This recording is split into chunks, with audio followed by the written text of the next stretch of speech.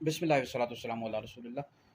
एक सवाल हमारे पास है और कई इस हवाले से लोगों ने हमसे इस हवाले से सवाल पूछा भी है व्हाट्सएप में। रावलपिंडी के ख़तीब मुफ्ती मोहम्मद हनीफ़ कुरैशी साहिब, तो उनकी कई वीडियोज़ लोगों ने मेरी तरफ भेजी भी हैं और बयानात भी भेजे हैं और हमने खुद भी सुने कि जिसमें मुफ्ती साहब फरमाते हैं कि यानी ये जुमला इरशाद फरमाते हैं कि बाज़ सहाबा इकराम अलैहिम रिदवान मौला अली और मुर्तज़ा रज़ियल्लाहु तआला अन्हु के मलंग थे। तो इस वाले से लोगों ने पूछा कि सहाबा इकराम अलैहिम रिदवान के लिए मलंग का लफ्ज़ यूज़ इस्तेमाल कर सकते हैं या नहीं? और फिर वो मुफ्ती साहब बाज़ सहाबा के नाम भी लेते हैं, हज़रत सैयदना अम्मार बिन यासिर, हज़रत सैयदना अबू ज़र ग़िफ़ारी, हज़रत सैयदना साद बिन अबी वक़्क़ास रज़ियल्लाहु तआला अन्हुम अजमईन। तो ये सहाबा और कुछ सहाबा मौला अली और मुर्तज़ा रज़ियल्लाहु तआला अन्हु के मलंग थे। तो इस तरह के अल्फ़ाज़ यूज़ करते हैं।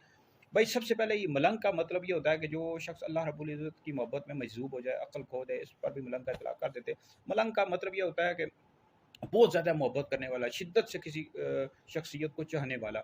लेकिन आजकल के उर्फ़ के लिहाज से देखा जाए ना, तो इस तरह का जो लफ्ज़ होता है वो ये जो हमारे माशरे में इस्तेमाल किया जाता है मलंग का लफ्ज़, ये इस्तेमाल ऐसे लोगों के लिए किया जाता है, मतलब जिसको दुनिया का पता ही ना हो, अपनी हाल में मस्त हो, तो ऐसे लोगों के लिए इस्तेमाल किया जाता है। हमारे आजकल के उर्फ़ के लिहाज से भी देखा जाए तो लफ्ज़ इस तरह इसके लिए इस्तेमाल होता है।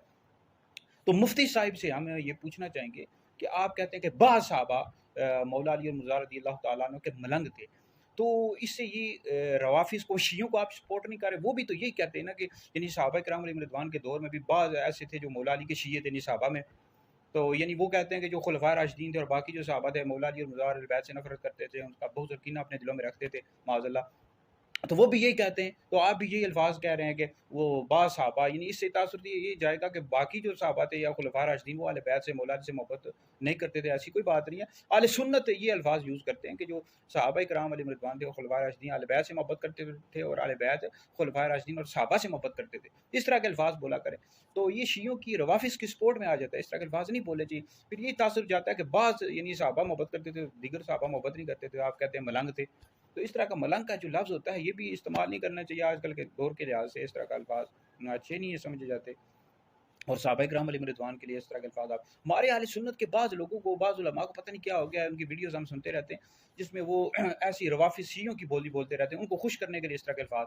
हालाँकि हमारे अकाबिर उलमा ने भी अहले बैत की, मौला अली की शान बयान की, आला हज़रत ने देखे फ़तावा रज़िया में, फिर इस तरह अदाए बख्शिश में कई अशआर लिखे अहले बैत की शान में। तो लेकिन आजकल के दौर के लोगों को पता नहीं ये शियों को, रवाफ़िज़ को हम जब तक खुश नहीं करेंगे, हम पर अहले बैत का लेबल नहीं लगेगा, कहेंगे ये अहले बैत वाले नहीं हैं। तो मुफ्ती साहब आप तवज्जो करें, अगर आप तक मेरी वीडियो पहुंची, हम दर्द दिल से ये आपको बता रहे हैं, भाई आप अहले सुन्नत के नुमाइंदे हैं, अहले सुन्नत के प्लेटफार्म से आप इस तरह की बातें ना किया करें।